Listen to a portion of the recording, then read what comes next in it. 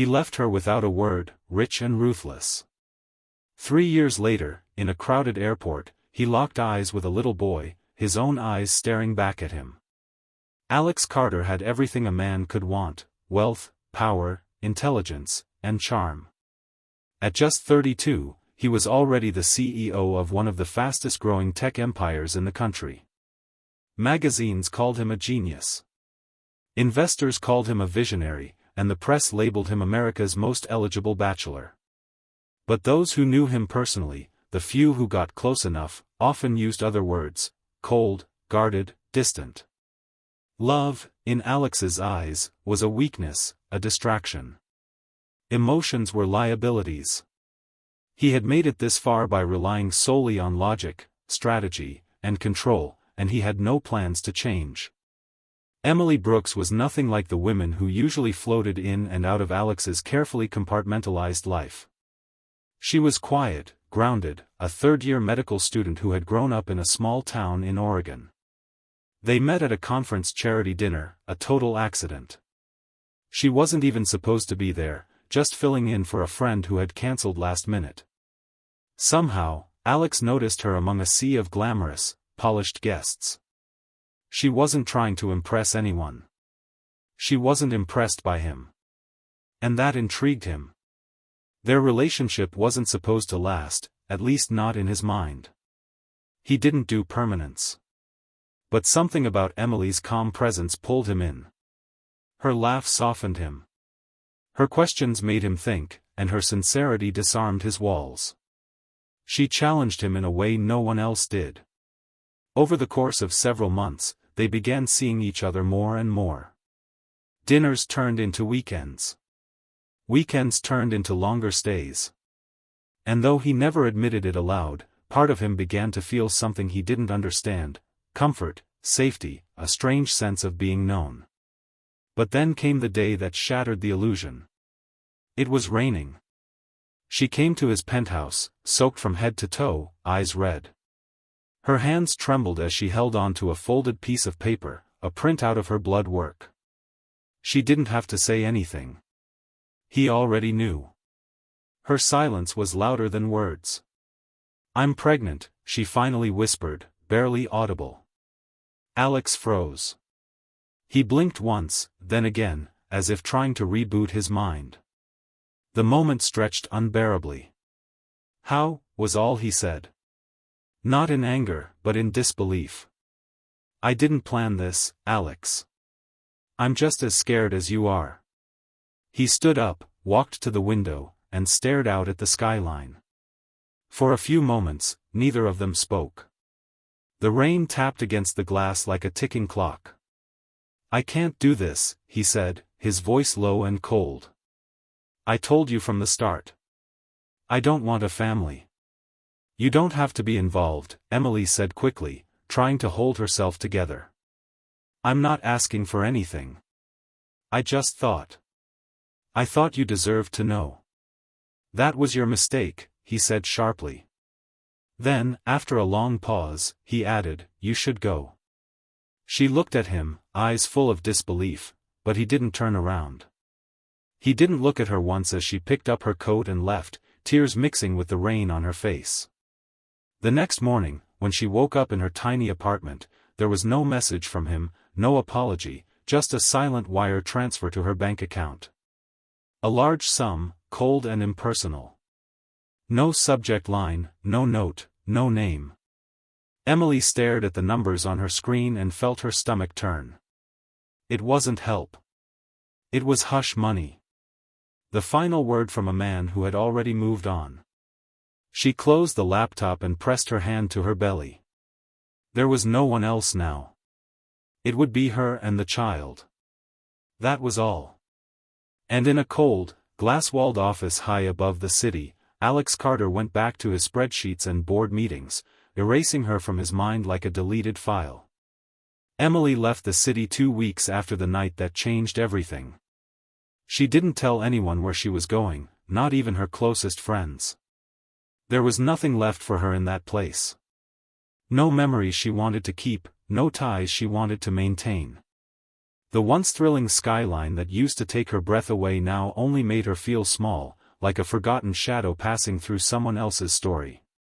She packed her few belongings in silence, not even crying anymore. The pain had settled into something quieter now, something deeper. It lived in her bones. She found a small apartment in a quiet town in Northern California. It was nothing like the life she once had. The walls were thin, the heater barely worked, and the shower sometimes sputtered to a stop in the middle of washing. But the rent was low, and the neighborhood was safe. And those were the only two things that mattered now. She enrolled in evening classes to try and keep up with her medical training and took 2 part-time jobs, one waitressing at a local diner and another working the night shift at a pharmacy. Sleep became a luxury.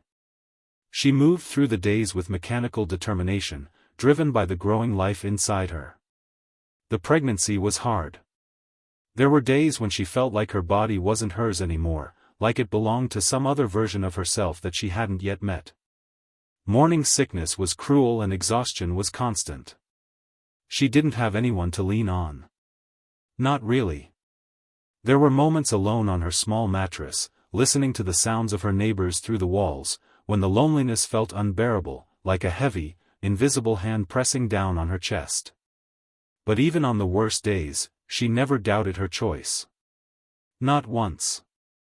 When she first saw the baby on the ultrasound screen, something inside her shifted, not in fear, but in awe. That tiny flutter, that heartbeat like a whisper. It was real. He was real. Her son, her reason to keep going. She gave birth on a cold evening in early March. No one was there to hold her hand, no one waiting in the hallway. She bit her lip through the contractions, breathing through the pain as nurses moved around her with professional detachment. When the baby finally arrived, screaming and red-faced and beautiful, she held him to her chest and wept harder than she had in years. Not out of sorrow, but from the overwhelming flood of something she hadn't felt in a long time, love, fierce and unconditional. She named him Lucas.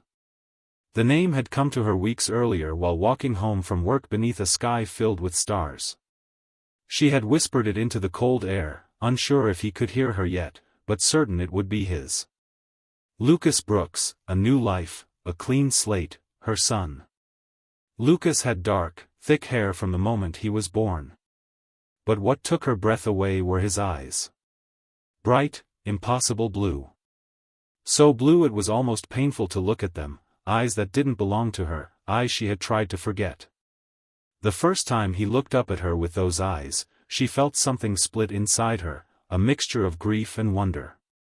He didn't ask to be born with those eyes, and she didn't ask to be reminded every day of the man who gave them to him. But there it was, truth written into his DNA. Emily learned quickly how to live with less, baby clothes from thrift stores, free clinics instead of private doctors. She learned to swaddle a crying child with one hand while flipping pancakes with the other. She studied while he napped in her lap and took exams running on 3 hours of sleep. Every dollar mattered. Every hour was accounted for.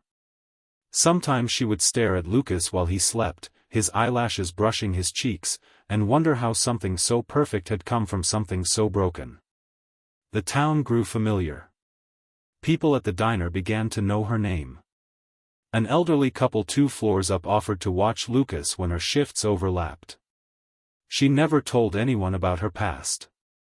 Not about the man who had walked away. Not about the penthouse or the money or the silence that followed. That part of her story didn't belong here. She had buried it deep and built a new world on top of it. Fragile maybe, but hers. As Lucas began to crawl, then walk, then speak his first words, Emily found pieces of joy again.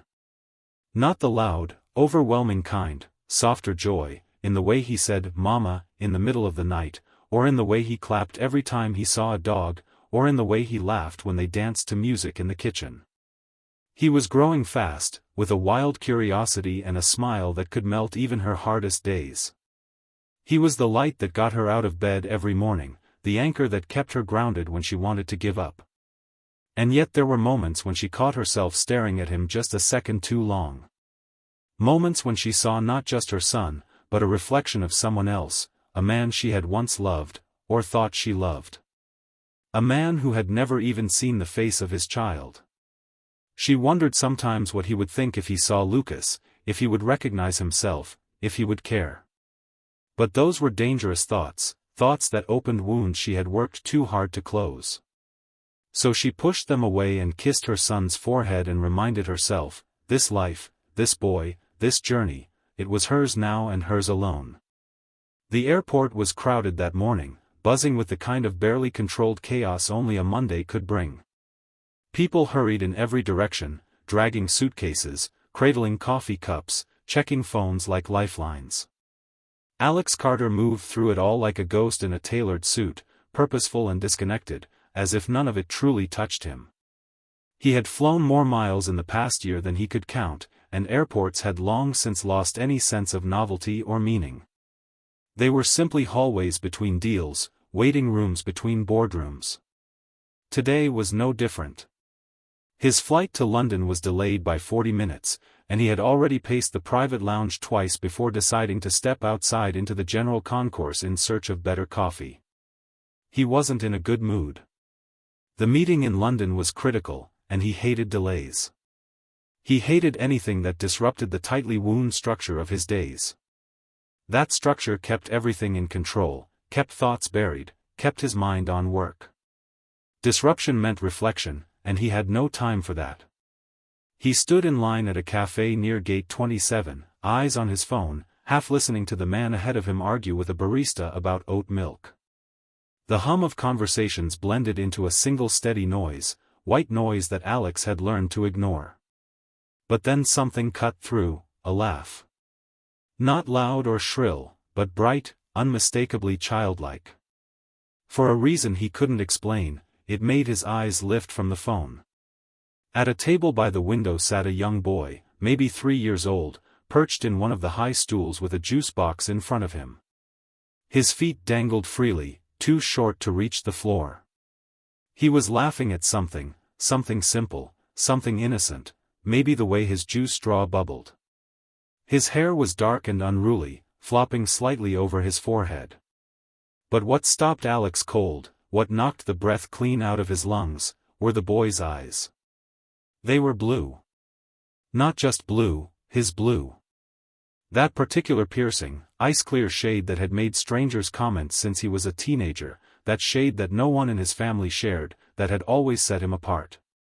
He stared, unable to move, as the boy looked toward the window and the morning light caught the color in full. It was like looking into a mirror shrunk by time. He didn't hear the barista calling out the next order. He didn't realize he had stepped out of line. His phone dimmed in his hand, forgotten. He kept staring, and then she appeared. A woman walked up to the child with a napkin in hand, gently wiping a drop of juice from his chin. She leaned in and whispered something, and the boy giggled again.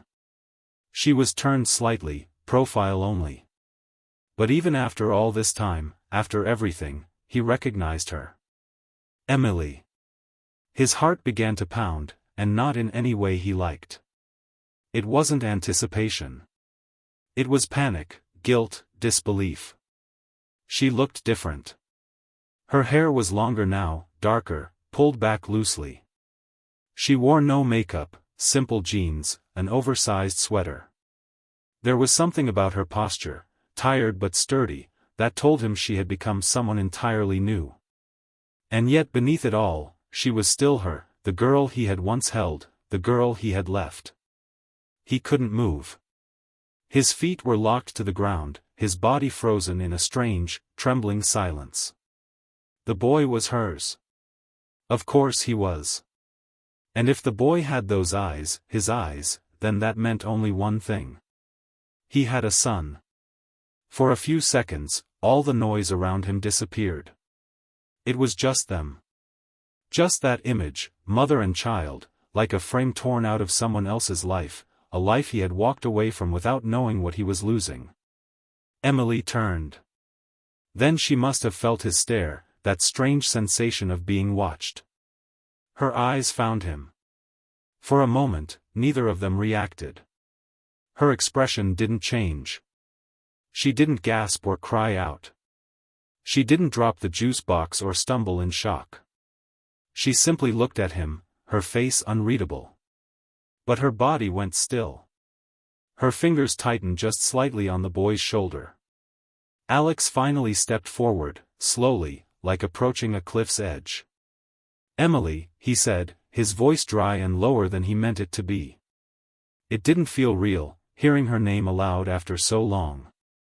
She straightened. "What are you doing here?"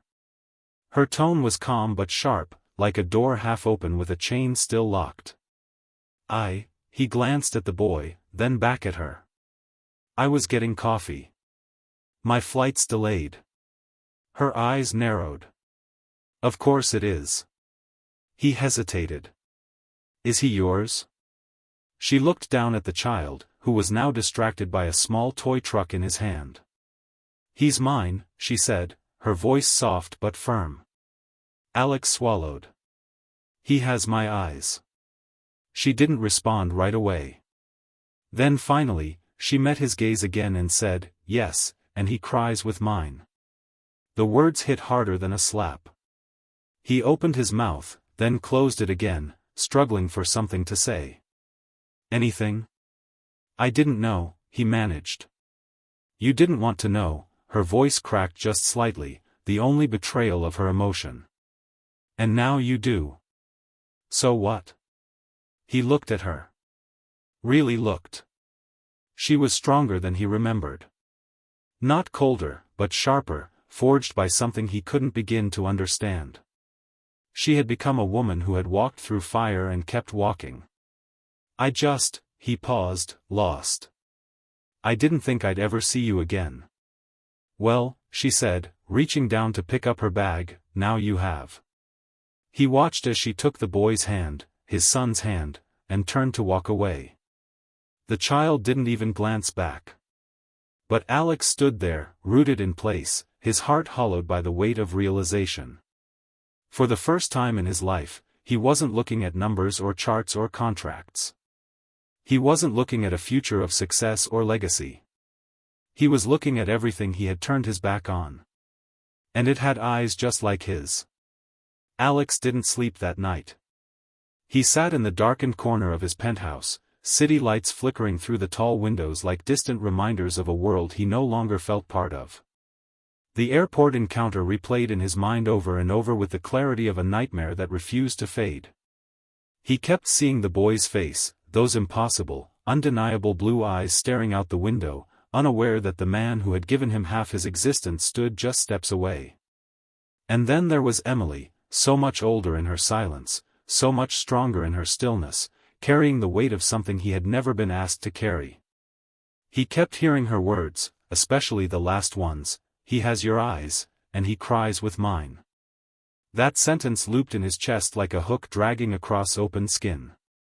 Alex had always believed that the past could be outrun if he moved fast enough, worked hard enough, stayed far enough ahead. He had convinced himself that some choices simply disappeared over time, that if you left something behind early enough, it wouldn't follow you. But he had been wrong. He hadn't just abandoned a woman. He had abandoned a life.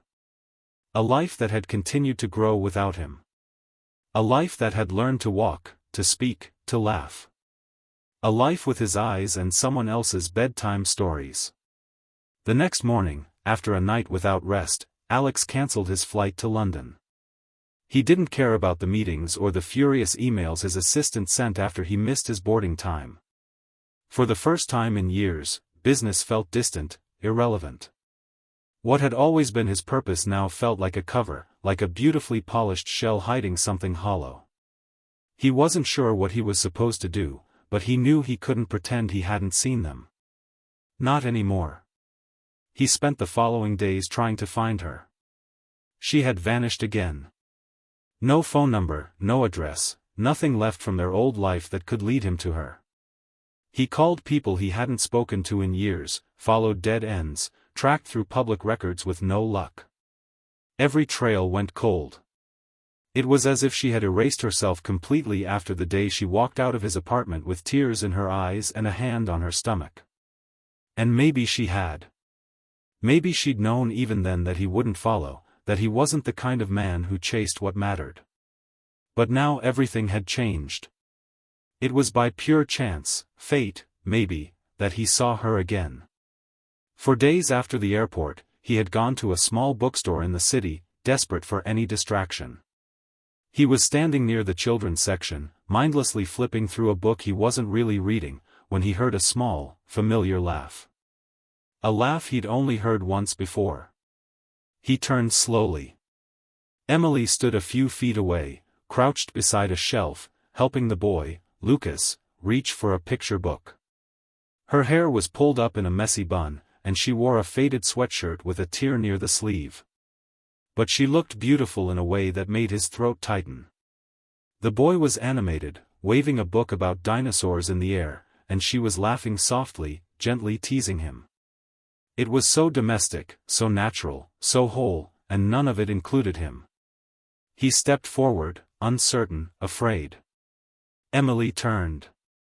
The moment she saw him, her face fell, not with fear, but with exhaustion, as though she had been bracing for this exact moment and had hoped it wouldn't come. "We need to talk," Alex said quietly, his voice breaking the fragile peace between them. She looked down at Lucas, then back at Alex. "Not here." There was a small coffee shop next to the bookstore. They sat outside, the wind tugging at napkins and cooling the air between them. Lucas stayed inside with a friendly cashier, happily occupied with a muffin and crayons. Emily sipped her coffee slowly, avoiding his eyes. "I'm not here to take anything," Alex said, unsure of what else to say. I didn't know." "You knew enough to walk away," she replied without looking at him. "I was scared," he admitted. "I didn't grow up with a family that made me believe I could be anything other than what I am. My father was," he stopped, shaking his head. "He was cruel, and I thought the best thing I could do was leave before I ruined you." "Before I ruined him?" Emily looked at him finally. Her eyes were tired, lined with years of missed sleep and single motherhood, but they were clear. "And yet, leaving didn't save us from the ruin. I went through everything alone, doctor's visits, labor, sleepless nights, fevers, panic, joy, first steps, first words, all of it. Alone." Alex nodded. "I know. And I'm not asking for forgiveness. I don't expect it, but I want to understand him, to be part of his life in some way, if you'll let me." Emily's hands tightened around her cup. "Do you know what he asked me last week? He saw another boy with his dad at the park and asked me why he didn't have one. Do you know how many times I've had to lie or change the subject or tell him I was enough?" He opened his mouth but couldn't speak. She continued, "And now suddenly you're here and you think that what? You can show up and fix things with coffee and good intentions. That's not how this works. He's not an idea, Alex. He's a person. A small person with a heart that bruises easily." "I don't want to hurt him," he said, his voice low. "I just want to know him." They sat in silence for a long while. People passed by on the street, completely unaware of the quiet war unraveling between two people and all the words that had gone unsaid for too long. Finally, Emily spoke. "He doesn't know who you are. To him, you're just a stranger. If I let you near him and then you disappear again, it'll destroy him. So if you're serious, if you really want to be part of his life, it's not something you can walk into lightly." Alex looked at her, really looked at her, and nodded. "I'm not walking away again." She studied him for a moment longer, and something in her eyes, something heavy, shifted. Not forgiveness, not trust, but maybe the very first grain of something new. "A chance. You can see him," she said softly. "But only as a friend at first, and only if you mean it." He nodded again, almost afraid to breathe. She stood and walked toward the window of the bookstore.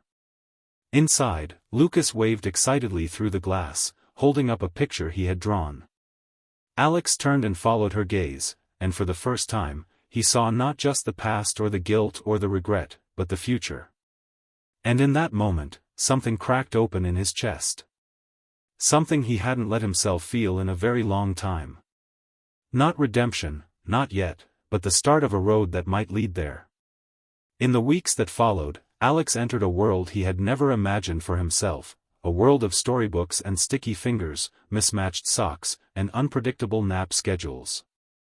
It was a place where time slowed down, where hours were measured not in deadlines or market trends, but in juice spills, laughter, and the thousand small questions of a curious child.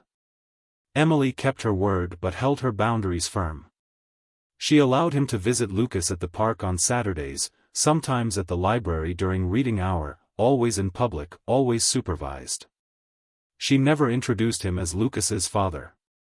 At first, she simply said, "This is my friend, Alex." And Alex, who had once negotiated billion-dollar contracts without flinching, felt his throat close every time he heard it. He learned to approach gently, slowly, with patience he didn't know he had. Lucas was shy at first, more interested in building castles in the sandbox than talking to the man who stood just outside his bubble. But Alex came every time. Rain or shine, on time, no excuses. And slowly, something changed. Lucas started handing him plastic shovels. He began asking Alex to read books aloud. One day, without thinking, he reached for Alex's hand while crossing the street. Alex gripped it like it was made of glass, afraid that letting go might shatter something precious. Emily watched all of it with careful, guarded eyes. She didn't interfere, but she didn't relax either. She was always present, always attentive. Trust, for her, was not something that could be rebuilt with gestures. It had to be earned with consistency. She had spent 3 years protecting her son from absence, from disappointment, from the kind of abandonment that carved itself into children and never quite healed. She wasn't going to risk him again, not even if part of her wanted to believe that Alex had truly changed. Alex tried, in his own quiet way, to prove that he had.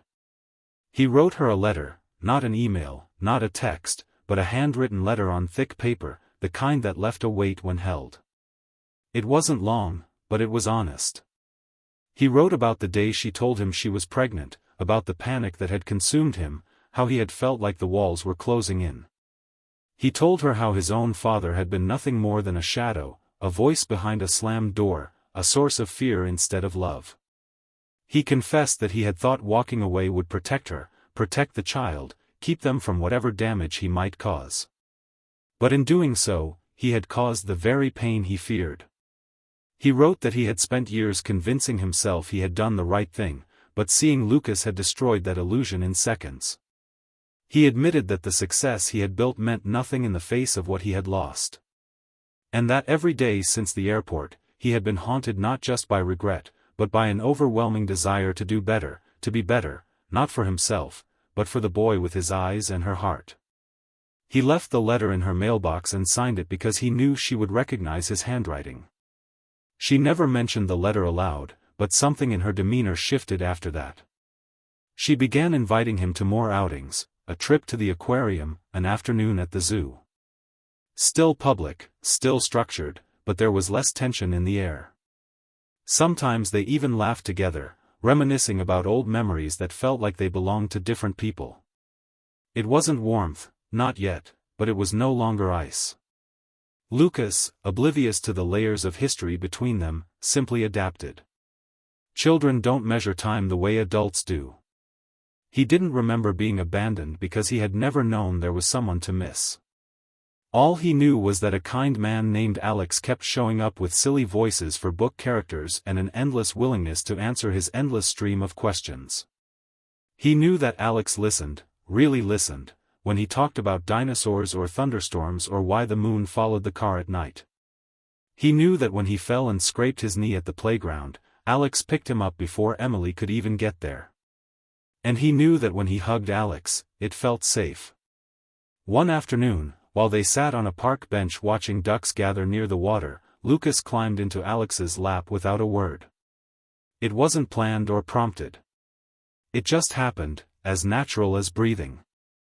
Alex froze for a moment, then wrapped his arms around the small boy and held him tighter than he thought he dared. Emily, sitting a few feet away, didn't interrupt. She just watched, her expression unreadable, her hands folded tightly in her lap. Later that evening, Alex walked them home as he sometimes did now. When they reached her apartment, Lucas was fast asleep in her arms. Alex looked at her, not with expectation, but with something quieter, hope without pressure. She hesitated, then nodded toward the door. He followed her inside. She laid Lucas gently on the couch, covering him with a blanket. They stood in the kitchen, the silence thick with words unsaid. "I read your letter," she said finally. He nodded. "I meant every word." "I know," she replied. She looked at him, truly looked, as if seeing him not as the man she once loved or hated, but as the man he might now be. "You've changed." He didn't respond right away. Then softly, he said, "I'm trying. I don't expect anything from you, Emily. I don't want to rewrite the past. I just want to be part of his future." She looked down at her hands, then back at him. "We'll take it one step at a time." He felt something loosen in his chest, a breath he hadn't realized he'd been holding for years. When he left that night, she didn't close the door immediately. She stood there for a moment, watching him walk down the hallway, her fingers resting lightly on the doorframe, and though the space between them was still wide, it no longer felt impossible. Something had begun. Not a clean slate, not a sudden reunion, but something fragile and real, a first step toward healing. And for Alex, that was more than he had ever dared to ask. The first time Alex saw Emily truly angry, not cold, not guarded, but openly furious, was a few days after a rainy afternoon when Lucas had come down with a high fever. It had been unexpected. One moment he was giggling on the swings at the park, rosy-cheeked and full of energy, and the next he was shivering in the back seat, his head drooping to one side, his breath warm and uneven.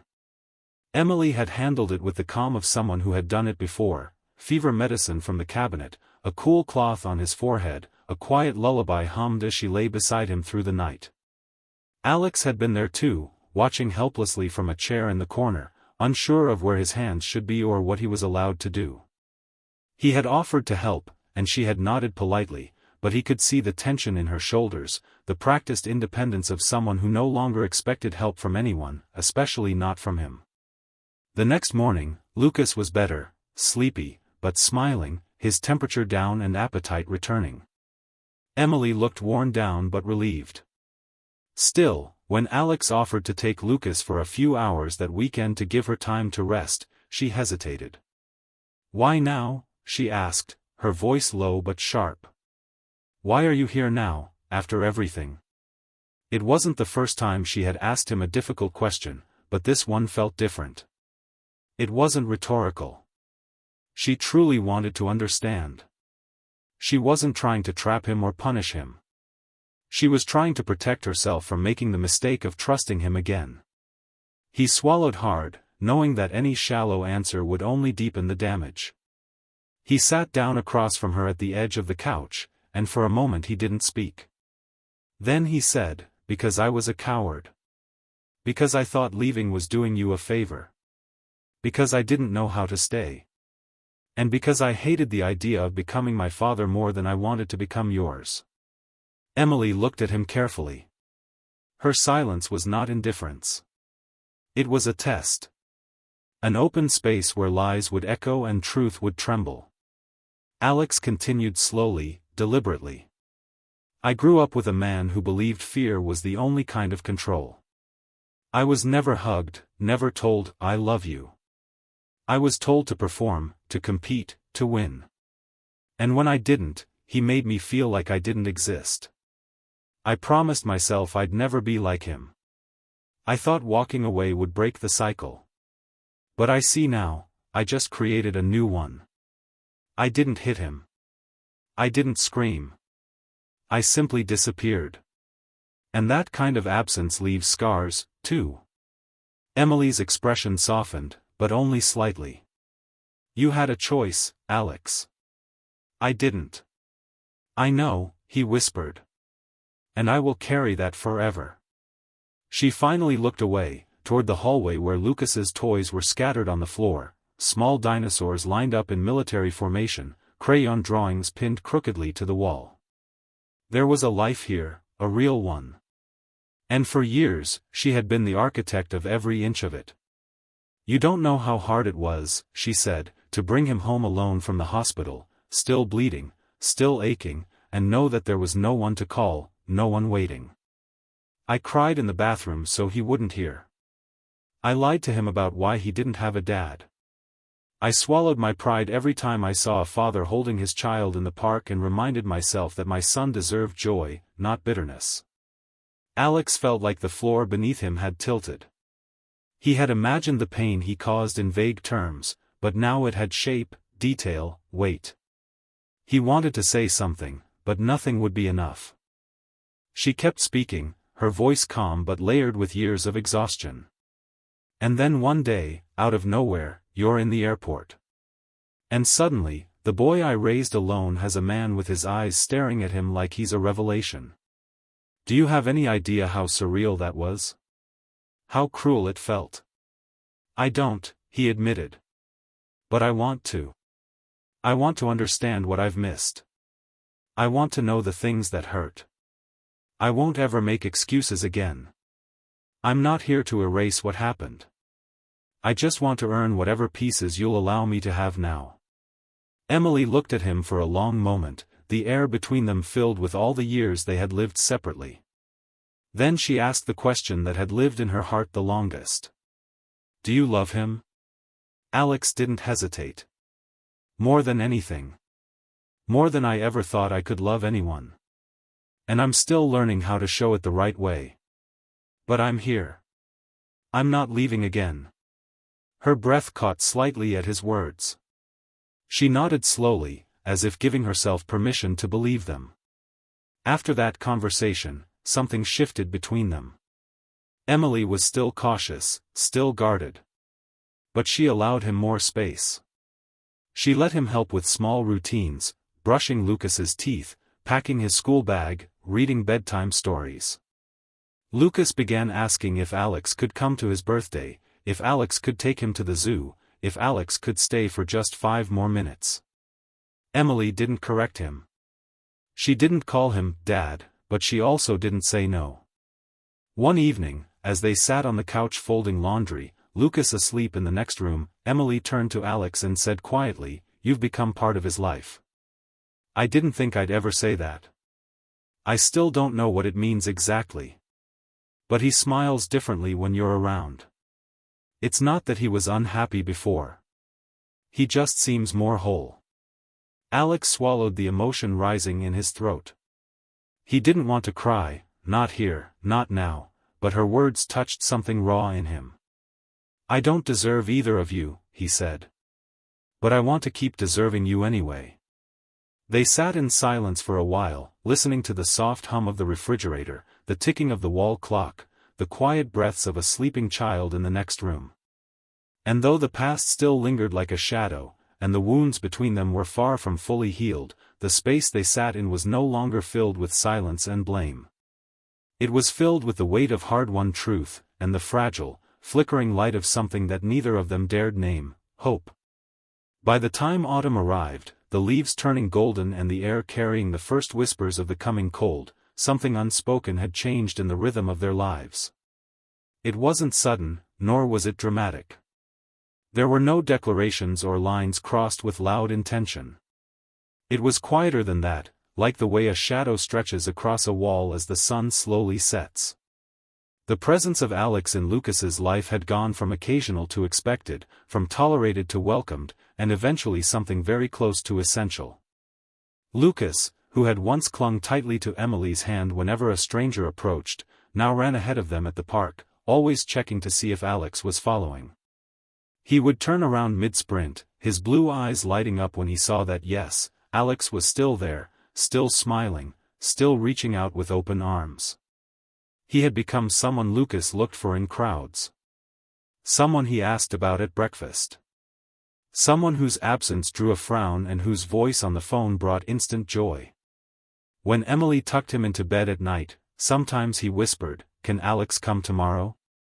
And she found herself saying yes more often than not. Emily noticed all the small changes, too. The way Lucas spoke differently around Alex, with a certain confidence she hadn't seen before. The way he seemed to carry himself taller, prouder, as though having Alex in his life answered a question he hadn't known he was asking. And then there were the things that Alex himself did. The way he showed up not just when it was convenient, but when it was hard. He sat through parent-teacher meetings with quiet humility. He helped Lucas practice writing his name, patiently guiding his tiny fingers. Even when the boy grew frustrated and scribbled all over the paper, he didn't boast or pretend to have all the answers. He simply stayed. And yet, despite all this, Emily still carried her caution like armor. She had given too much once, too easily, and paid for it with silence and abandonment. She didn't want to repeat that mistake. But even armor wears down under warmth, and slowly, imperceptibly, she began to soften. It started with small things, an invitation to stay for dinner, a shared laugh over Lucas's impossible logic, the way her hand brushed his and didn't pull away as quickly as it once had. It wasn't trust yet, but it was something like belief, the seed of possibility pushing through the cracks in the soil. One evening in late October, they took Lucas to a local fall festival. The streets were lined with glowing jack-o'-lanterns, booths selling apple cider and caramel corn, and children running in costumes that made them trip over their own feet. Lucas was dressed as a tiny astronaut, his helmet slightly too big and constantly slipping down over his eyes. Alex had picked out the costume weeks earlier, remembering a conversation about rockets that Lucas had started and never quite finished. When they arrived at the festival, Lucas took both of their hands and pulled them forward with the urgent energy only children possess, insisting they try every game, every ride, every booth. As the evening wore on, Emily watched Alex with growing awareness. He wasn't just playing a role. He wasn't showing up because of guilt or pressure or obligation. He was fully present, laughing when Lucas laughed, bending down to tie his shoelaces, letting the boy climb onto his shoulders without hesitation. There was no pride in it, no performance, just love. Real, simple, powerful love. And that, more than anything, scared her because it meant this might actually be real. And real things could break. Later that night, after Lucas had fallen asleep in the back seat of the car, his sticky fingers still clutching a bag of candy, Emily and Alex stood outside her apartment in the cool night air. She hesitated before speaking, her breath forming clouds between them. "He called you Daddy tonight," she said softly, not looking at him. Alex's eyes widened. "I heard it," he whispered. "I wasn't sure if I imagined it." "You didn't," she said. "He's been asking questions, about where you live, if you had a mommy and daddy, if you'll always be around." "And what do you say?" he asked gently. "I tell him the truth, that you care about him, that you're learning, that we're figuring things out. But he's a kid. He hears what he wants to hear." "I don't want to disappoint him," Alex said. "Or you." "I know," she replied, finally meeting his eyes. "That's why this scares me." He stepped closer, not invading, just near enough that she could feel the warmth of his sincerity. "I'm scared too, every day. But not of being here. I'm scared of doing it wrong. Of not knowing how to fix what I broke. Of not being enough for him."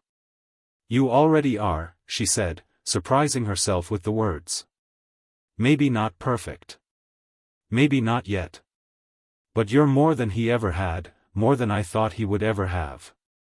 They stood in silence for a long moment, the street lamp above casting a golden glow that made the moment feel suspended in time. Alex reached into his coat pocket and pulled out a small keychain. It was shaped like a rocket ship, silver and simple, with a tiny engraving that read, "To the moon and back." "I saw it at the festival," he said. "I was going to give it to him, but I think I want you to hold on to it for now." Emily took the keychain and held it between her fingers, feeling the metal warm against her skin. It was such a small thing, but it carried weight, the kind of weight that builds over time with presence, with effort, with love.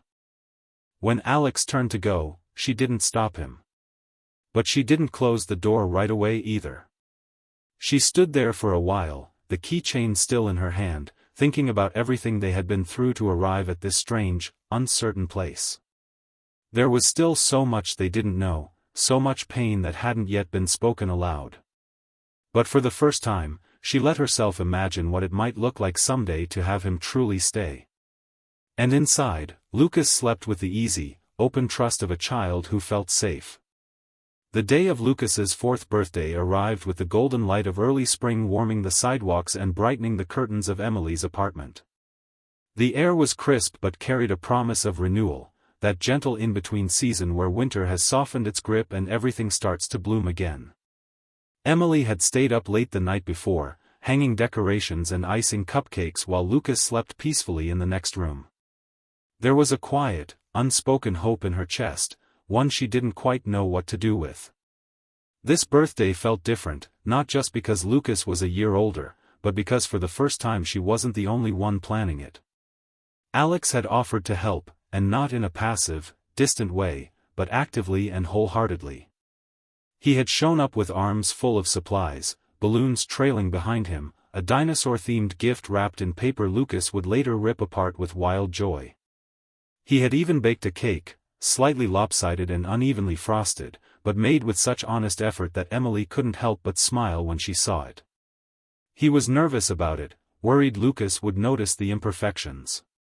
But when the boy saw it that morning, his eyes lit up as though it had been made by magic. "You made this?" he asked, and Alex nodded shyly. Lucas clapped his hands and declared it the best cake in the whole world, and Alex nearly cried. Guests arrived slowly, a few neighborhood kids from the preschool, the elderly couple from upstairs who had become like grandparents, and a few parents Emily had grown close to through playground chats and shared cups of coffee during school pickup. The living room was filled with laughter, the clatter of tiny feet, and the chaos of party games. There was something deeply touching about watching Lucas beam with happiness, surrounded by people who cared, no longer sheltered in the tight, lonely circle Emily had kept around them for so long. Throughout the party, Alex remained close, but never overbearing. He helped organize games, tied party hats, handed out juice boxes, and kept an eye on the children with surprising ease. Whenever Lucas looked for him, he was there. And Emily, watching it all from the kitchen, arms crossed and heart cautiously full, began to feel the last layers of doubt start to peel away. Not because everything was perfect, not because the past had been erased, but because what she saw in front of her was real. Later, after the guests had left and the apartment had quieted, they all sat together on the floor, surrounded by torn wrapping paper and half-eaten cupcakes. Lucas curled up between them, the energy of the day finally giving way to sleepiness. He laid his head in Emily's lap, one arm reaching out to hold on to Alex's hand. It was such a simple gesture, so instinctive, and yet it sent a shiver down Alex's spine. He looked at Emily, his throat tightening. "I've never had a day like this," he said quietly. "Not as a kid. Not as an adult. Just this, joy. Family. I didn't know what it felt like until today." Emily ran her fingers gently through Lucas's hair. "You helped make this day," she said, her voice softer than he had ever heard it. "He was happy because you were part of it." Alex hesitated, then said, "There's something I've wanted to say, something I've been waiting for the right moment to ask." She looked at him, wary but open. "I know I have no right to expect anything," he began. "I know I failed you. I know I wasn't there when it mattered most. But I'm here now, and I want to keep being here. Not just for Lucas, for you, too. I love him. I love both of you. And I want a life with you, not just visits and park days."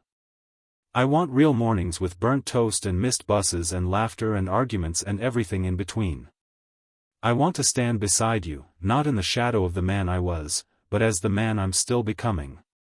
Emily didn't respond right away. Her eyes were glossy, her expression unreadable. She looked down at Lucas, who was now asleep, his breathing even and peaceful, one hand still wrapped tightly around Alex's. She reached into the nearby drawer and pulled out something small, a silver keychain in the shape of a rocket ship. The one Alex had given her months ago at the fall festival. She had kept it all this time, tucked away, but never forgotten. She held it out to him. "He still asks about the moon sometimes," she said. "He tells me he's going to go there one day and bring us with him. I think you planted that idea." "I hope I did," Alex whispered. Emily placed the keychain in his hand. "I believe you, Alex. I do. Not because you said the right words. Because you showed up over and over, even when I pushed you away, even when you were afraid. You earned this moment." She leaned in slowly and kissed him. Not desperate, not hesitant, but with the quiet certainty of someone who had waited a long time to feel safe again. It was a kiss that tasted like forgiveness, like beginnings, like trust rediscovered through months of small, consistent truths. When she pulled away, she looked into his eyes and said, "Let's go to the moon and back together." And in that moment, Alex realized he had finally found the thing he had been searching for his entire life. Not power, not money, not control, but this, a hand in his, a child asleep between them, a woman beside him who had every reason to walk away and instead chose to believe. A family. And it all began with a pair of eyes he once saw in an airport, eyes that had matched his own, but belonged to someone much better than he had ever been. Someone who had taught him what love truly looked like, not with words, but with presence. From that day forward, he never left again.